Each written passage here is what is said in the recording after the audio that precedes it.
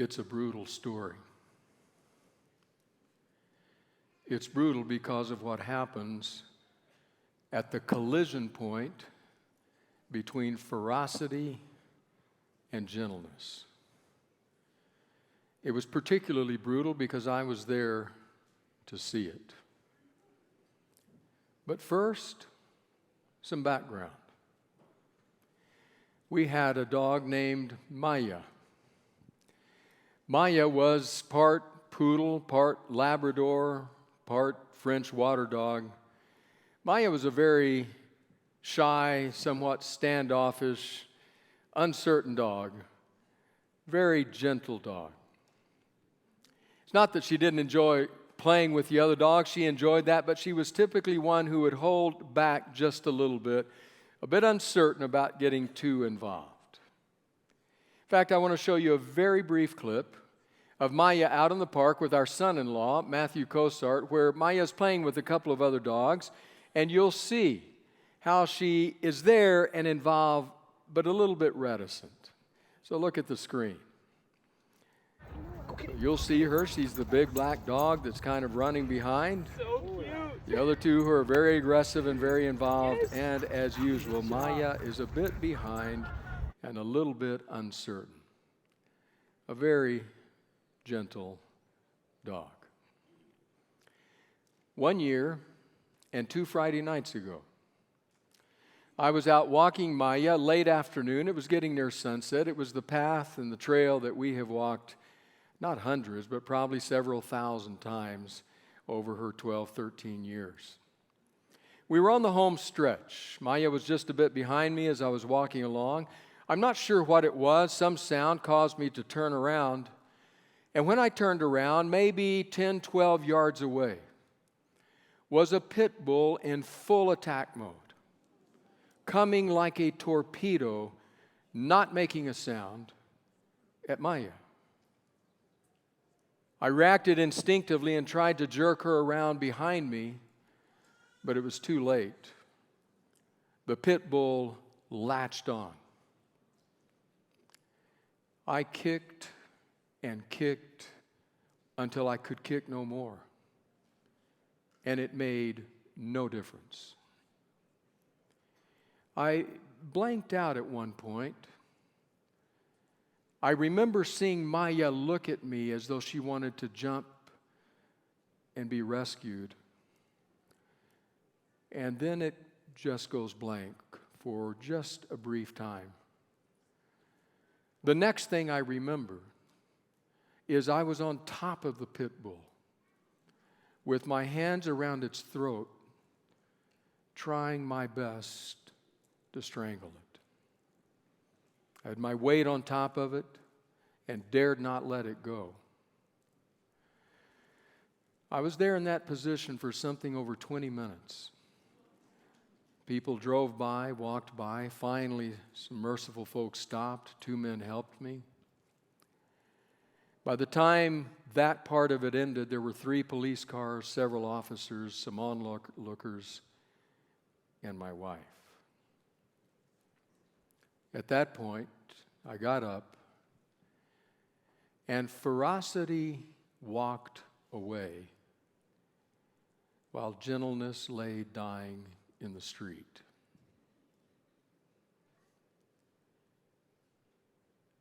I've thought a lot about that. Better stated, that has haunted me. And there are a lot of things I could say, but I'll say only one. And it is this: when ferocity and gentleness collide, gentleness always loses. So who wants to be gentle? Look at the culture, the world around us. In preparing for today, I surf the web, my own files, books in my office, looking for examples where gentleness is lauded and celebrated in our culture. It was a tough and largely dry journey. But then looking for places where our culture is ferocious and aggressive and angry and violent, I had no problem finding examples, some of which celebrate that. So the question becomes, who wants to be gentle? Gentle will get you killed. There are evidences of such realities almost wherever we look. Let's just start by noting the dialogue, if that's what you want to call it, in the public square. The words are the words of Ronald Kernahan. I want you to listen what he writes, theologian and pastor, what he writes about the dialogue in the public square. He says, at the beginning of the 21st century, reasoned discourse is imperiled. Reasoned discourse is increasingly giving way to in-your-face sound bites. Hardball is the dominant metaphor for American public life. Our interchanges are confrontational, divisive, and dismissive. Truth is not something we expect to have emerge from a conversation. It's something we hope to impose. Balance and fairness are casualties on evening shows as 2, 3, and sometimes 4 voices contend simultaneously for dominance. Volume and intransigence are the new civic virtues. We're tempted to say, well, yeah, I get that. We've had several years of extremely contentious political debate in our country. We've had 2 years of very divisive pandemic. No wonder we're at this place. And then we look at the bottom and realize that Kernahan wrote those words in 2003, almost 20 years ago. Who wants to be gentle? Everybody's yelling. Gentleness will get you killed. Or look at what happens to us when we sit down behind the seat of a car. AAA did a study, sponsored a study, looking at the behavior of drivers in this, our country. By the end of the study, there was cause for serious concern. They determined that 80% of the drivers in this country that they spoke with responded by saying, in the last year, there has been at least one instance where I was filled with extreme rage and was ready to do something about it. In fact, a disturbingly high number of people said they had acted in some way, including even banging into the other car or getting out for a physical confrontation. Who wants to be gentle? I was driving up the 91 freeway. Actually, my friend was driving the 91 freeway as we turned on to the 10, headed east, merging on. He was driving.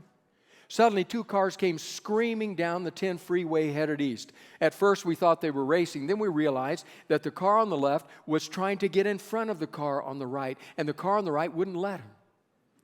We assumed maybe the car on the right had cut the other car off. Now he was trying to return the favor. So the car on the right came up right behind a much more slowly moving car and slowed way down with almost no space between them. Now you can't get in. So the car on the left rammed him. And they went down the 10, just a mile or 2 from here, ramming each other, chrome and mirror and glass flying every direction. And then they headed to the shoulder, and I said to him, cut off here, take this exit. I don't want to be a standby in this situation, because this is not headed in the direction of gentleness. Who wants to be gentle? It can be dangerous. It affects probably most areas of our lives, including sports that are supposed to be fun. Man from Marion, Michigan, Keith Mange, writes about being at his daughter's soccer game. There they were watching the game, and he said there was a kind of a star player on the other team. It was so good, she was weaving her way in and out of the players, scoring goals. In fact, he said, she was the reason we ultimately lost.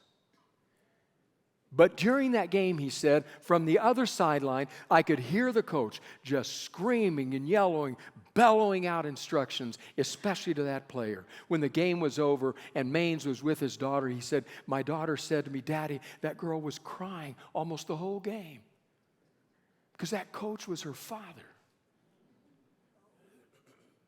Who wants to be gentle? We got to win this game. You got to play like you're supposed to play.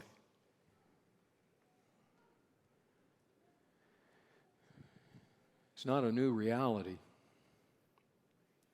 want to read to you some words drawn from the School of Life, a YouTube channel that talks a lot about different issues in life. This one kind of summarizing some of the political philosophy of one Niccolo Machiavelli, Renaissance man, philosopher, political thinker, whose views continue to influence political science in some ways to this day. Listen to the words. Machiavelli believed that to be effective, political leaders needed to be ruthless and tyrannical, not empathetic and just. His book, The Prince, is a short manual of advice for princes on how not to finish last. And the answer was never to be overly devoted to acting nicely and to know how to borrow every single trick employed by the most dastardly, unscrupulous, and nastiest people who have ever lived. Machiavelli knew where our counterproductive obsession with acting nicely originated from. The West was brought up on the Christian story of Jesus of Nazareth. Jesus was the very nice man from Galilee who always treated people well. But Machiavelli pointed out an inconvenient detail to this sentimental tale of the triumph of goodness through meekness. From a practical perspective, Jesus' life was an outright disaster. This gentle soul was trampled upon and humiliated, disregarded, and mocked, judged in his lifetime. And outside of any divine assistance, he was one of history's greatest losers. Who wants to be gentle? Gentle will get you killed.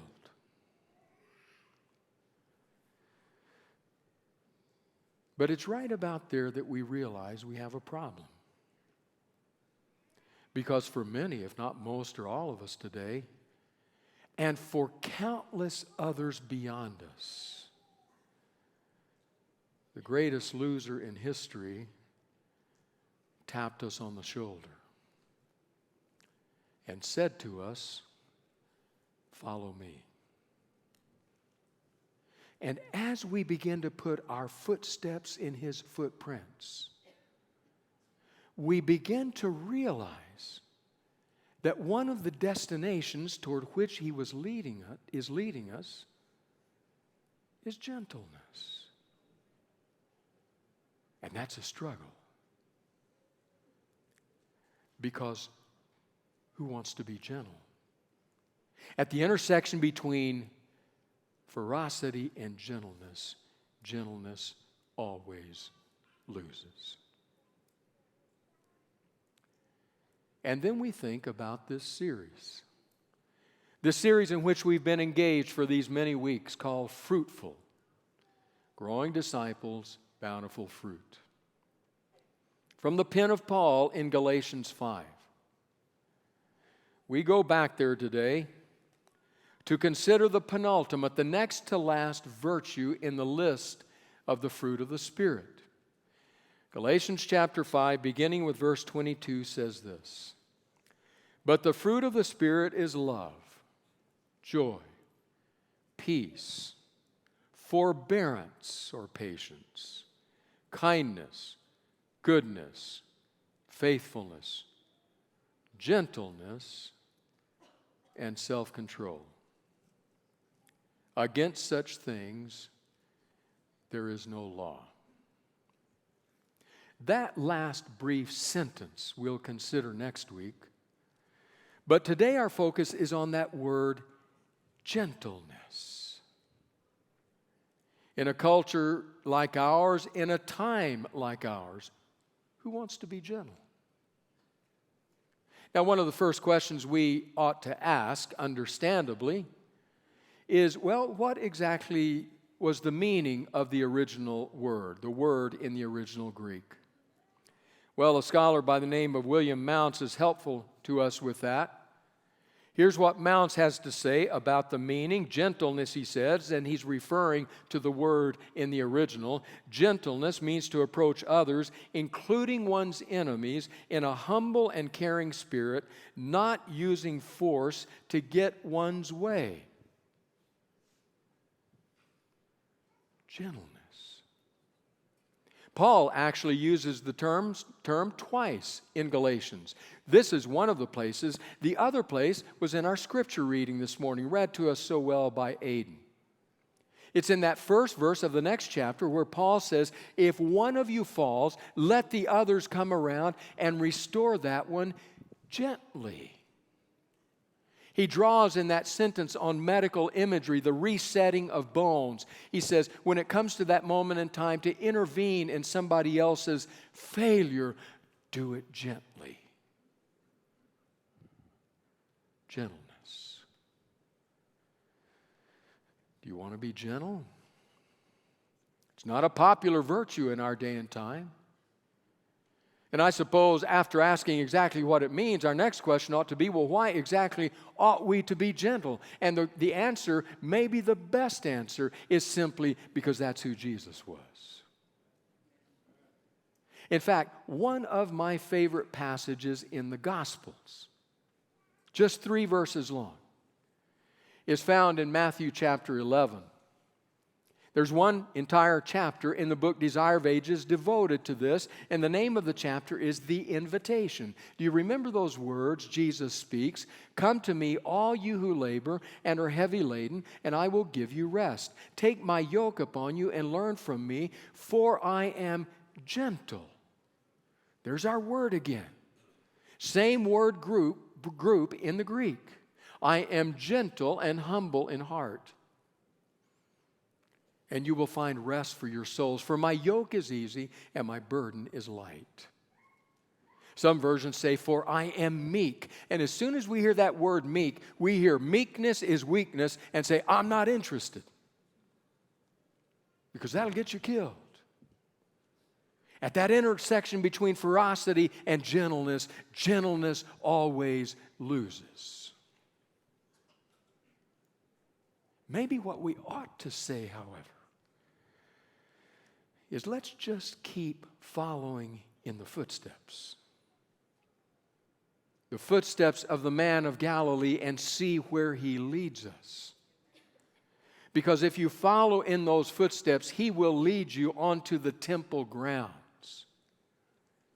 And while you're there in the temple courts, you will watch him stand tall and regal, whip in hand, eyes blazing as he gazes the scene of the money changers, the money grubbers, draining the pockets of the poor to line their own pockets. And you will hear his voice echo through the temple courts, across the temple grounds. Take these things out.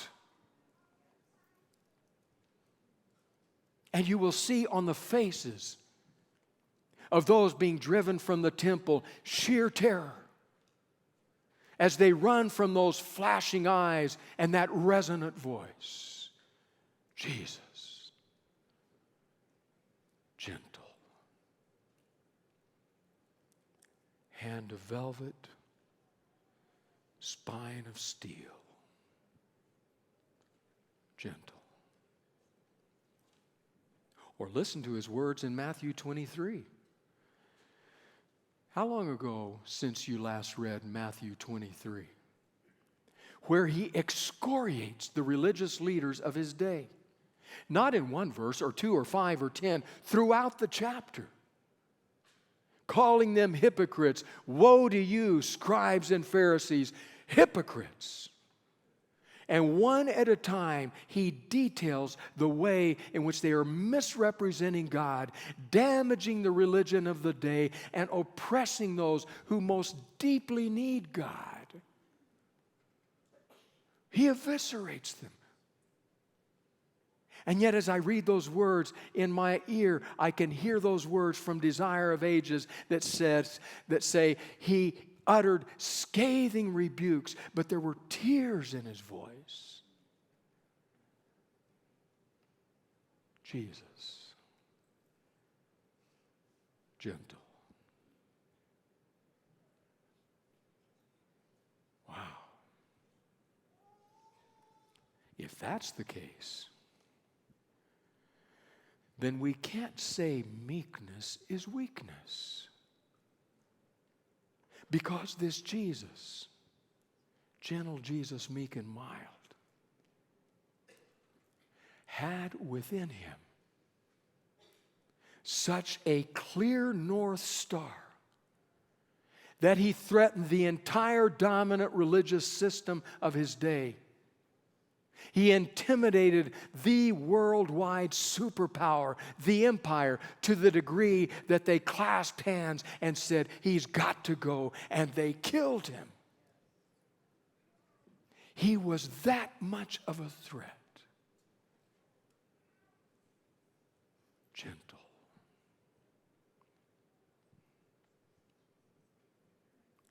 You know what that means?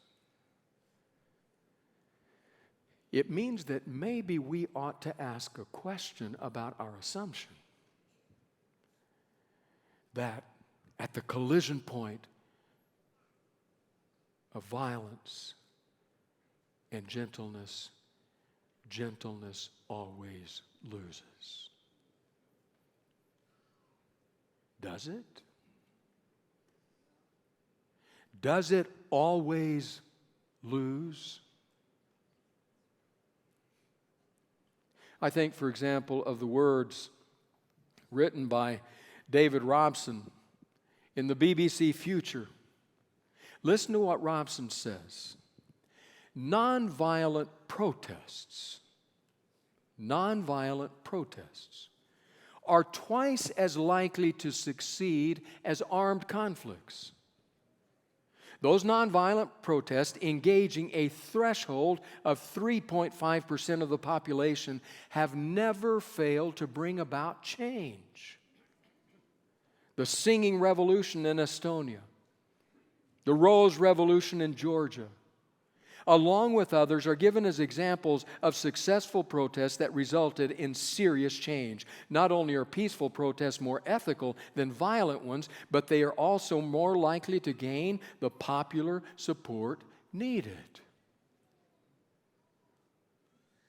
Does the name Martin Luther King Jr. ring any bells? No violence, but we will change the world, which they proceeded to do. Gentleness always loses. Maybe we better ask questions about that, even on a personal level. I've shared this with a few of you, but it made me think of the time some years ago now, because the four of us were traveling together when our family was traveling. We were at the airline ticket counter, and the agent behind the counter said, "We're going to upgrade you to first class." And I said, "Giddy up." So he said, here are your 2 first class passes.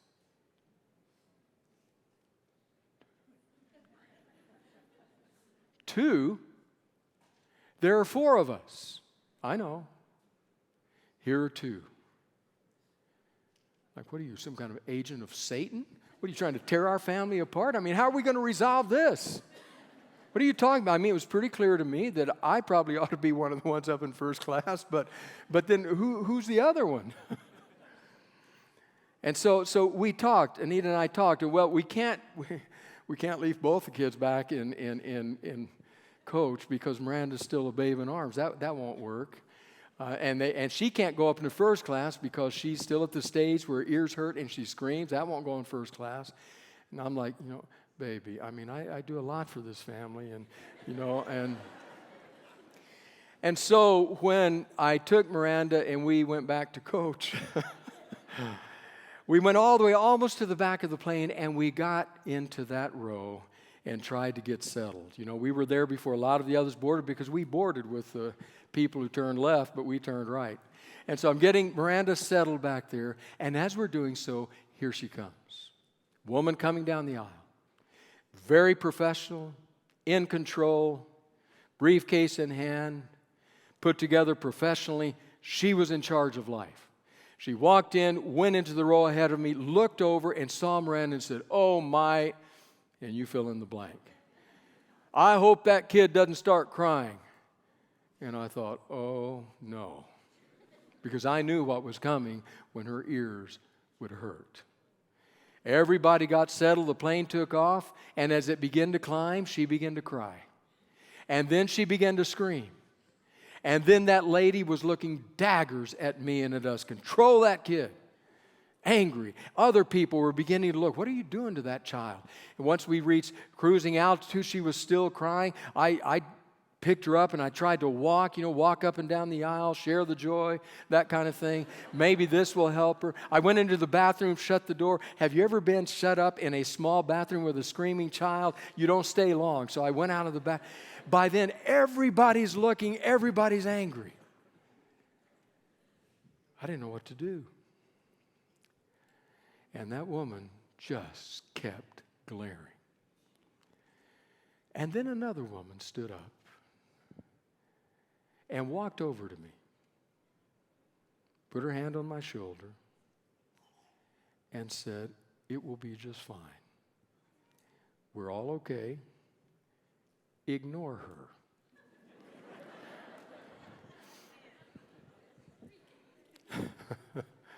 So could you hold me? No, I didn't say that. But I remember that act of gentleness. In fact, it's probably what made me notice the story told by Gordon MacDonald. Gordon MacDonald, the well-known writer and speaker, tells the story of going to Boston's Logan Airport to fly out west.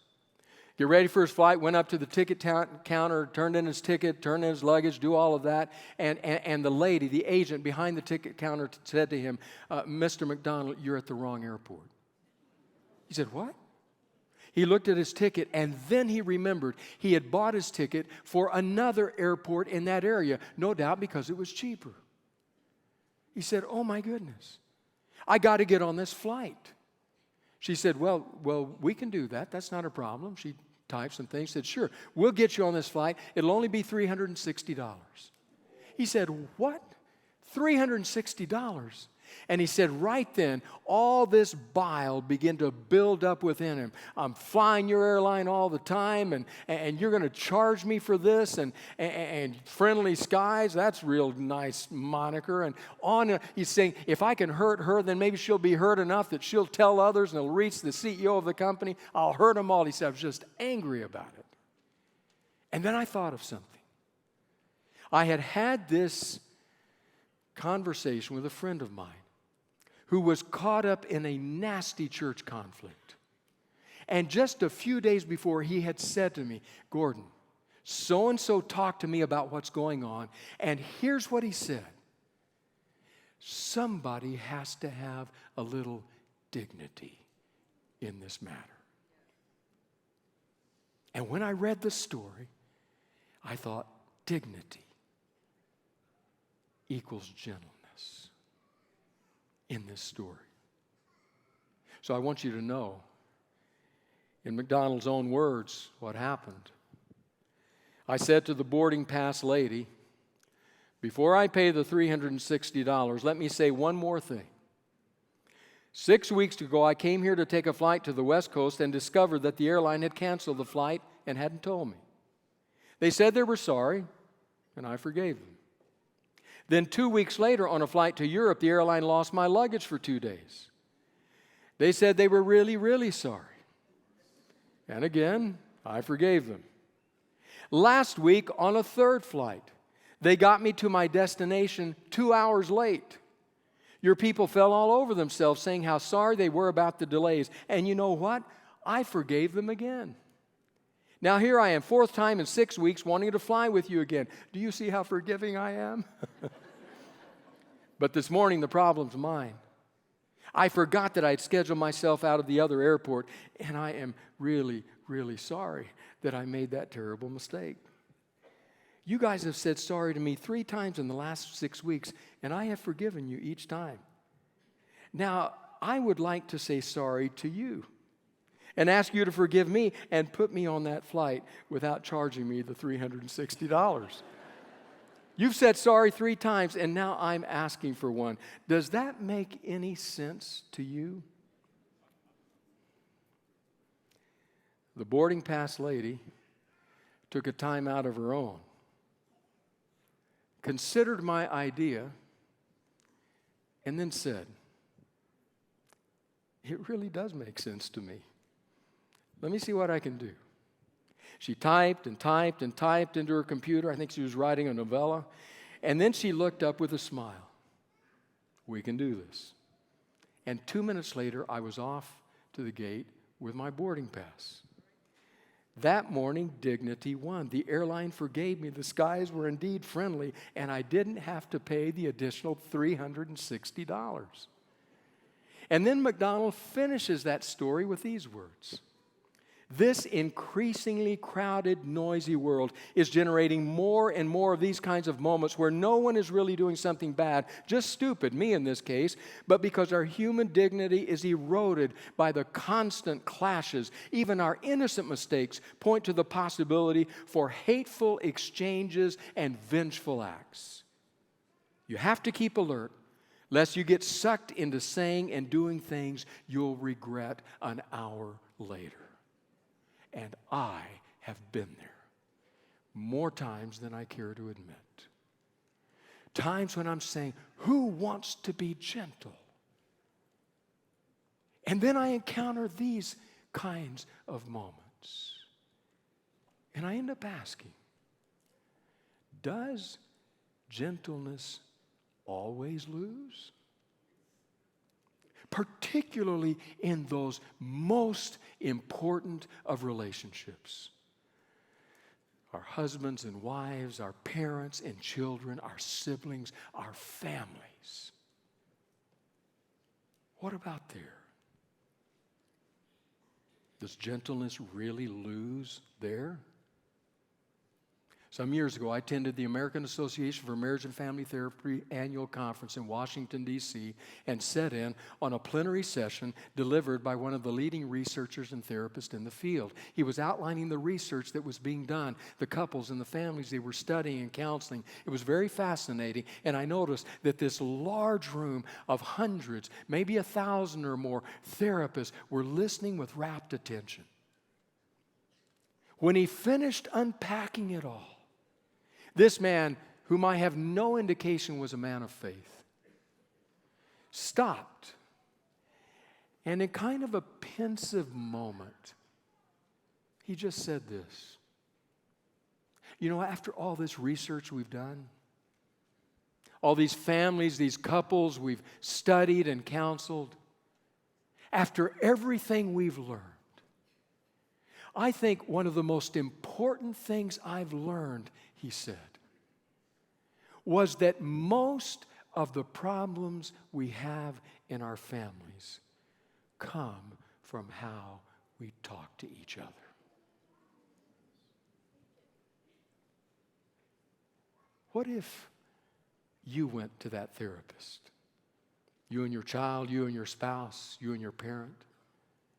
And you sit down in his office, in that therapist's office, and you look at what's on the walls, the diplomas, the magazine covers with his publications, the honors, the societies. You see all of that and you say, we're at a good place. This guy knows a lot. He's going to really help us. And finally you begin the session. You ask questions and you unpack it. And then as you get late in the session, he turns and he looks at you and he says, "Okay, here's what I want to say to you. You all need to learn to be nice, to be kind, to be gentle." And you say, "What? I could have gotten that from the Bible. I came here because you have all this stuff on your walls, everything you know, everything you've learned." And he says to you, "Listen, I don't know about your Bible. That's not my thing. But I'm telling you, I'm giving you something from all of this I've learned. And what I'm telling you is that over and over again, gentleness wins."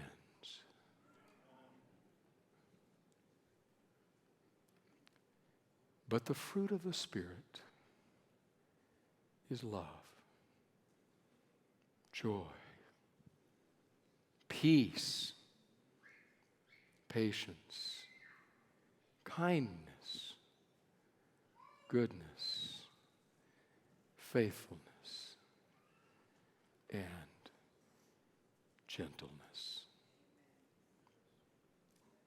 Gracious Jesus, please